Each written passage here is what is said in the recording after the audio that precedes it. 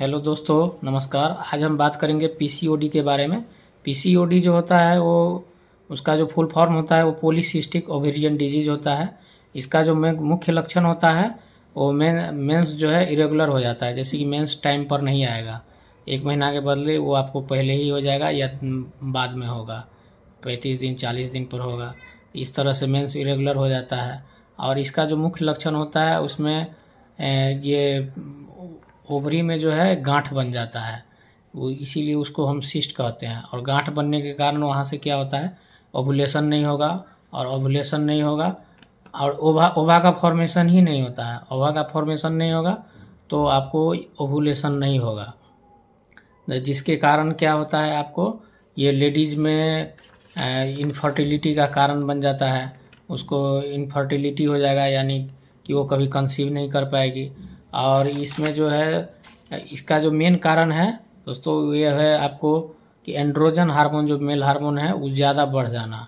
और कुछ लेडीज़ में देखते हैं उसमें जेनेटिक भी होता है, किसी किसी का इन्वायरमेंटल चेंज होने के कारण भी होता है, या कोई लेडीज़ जो है ज़्यादा कॉन्ट्रासेप्टिक पिल्स का या ज़्यादा यूज कर लेती है, उसमें भी होता है। और उसका जो है किसी किसी में जो है क्या होता है, ब्लीडिंग टाइम जो है ज़्यादा बढ़ जाता है। और ओबेसिटी जो है, जो मोटापा बढ़ने के कारण उससे भी होता है। और इसमें जो है चेहरा पर हरासमेंस करते हैं, उसमें चेहरा पर क्या होता है, बाल आने लगता है और पिंपल हो जाता है। और आपको इनफर्टिलिटी तो होता ही है। तो इस तरह का सिम्टम लेडीज़ में देखने को मिलता है। ये कुछ मिलता जुलता हाइपोथायरॉयडिज्म से हो जाता है। तो लोग समझते हैं कि हाइपोथायराइड में है, लेकिन ये बिल्कुल अलग होता है। डॉक्टर को शुरू में लगता है कि ये हाइपोथायरॉयडिज्म होने के कारण हो रहा है, लेकिन अगर इसका यूएसजी करवाया जाए, अल्ट्रासोनोग्राफी, तो उसमें आपको पता चलता है कि ओवरी में गांठ हो चुका है। तो उसका जो इसमें जो सेम लक्षण मिलता है, जैसे कि आपको थायरॉयडिज्म में भी कॉन्स्टिपेशन होगा और उस हाइपोथायराइड में भी ओवुलेशन नहीं होगा। इसमें जो है, लेकिन हाइपोथायराइड में ओवुलेशन होगा, लेकिन ये आपको पीसीओडी में ओवा का फॉर्मेशन ही नहीं होता है, ओवा बनता ही नहीं है। तो ये इसमें एक ये चीज़ डिफरेंस है। और इसका जो है कितना एमएम का है वो आपको यूएसजी से ही पता लगता है। इसका जो होम्योपैथिक दवा है दोस्तों, ये बहुत अच्छी दवा आती है होम्योपैथिक में। एपिस्मेल 30 आप दे सकते हैं। पल्सेटला का प्रयोग कर सकते हैं, जिसमें इरेगुलर मेंस आता हो। इसका मुख्य लक्षण है, जो लेडीज़ ज़्यादा गोरी हो उसको ज़्यादा पल्सेटला सेट करता है।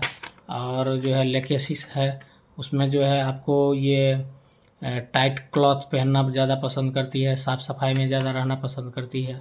ग्रेफाइटिस है, उसको क्या है, जो लेडीज़ फेयर फैटी और फ्लैबी हो, एक्जिमा हो, कॉन्स्टिपेशन हो, इस टाइप के लेडीज़ को आपको ग्रेफाइटिस सूट करेगा। और कैलकेरिया कार्ब, जो फेयर फैटी और फ्लैबी लेडीज़ हो, वो इसको कैलकेरिया कार्ब सेट करेगा।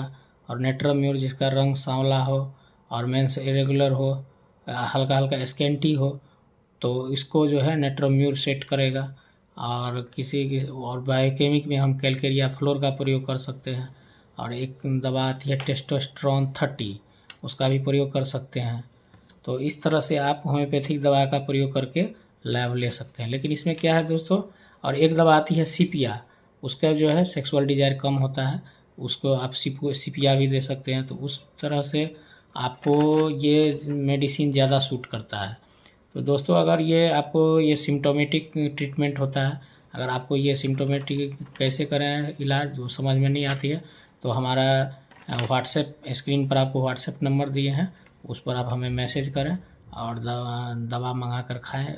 100% आपको लाभ मिलेगा।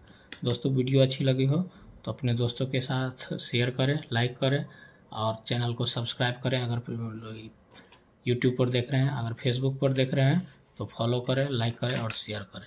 धन्यवाद दोस्तों।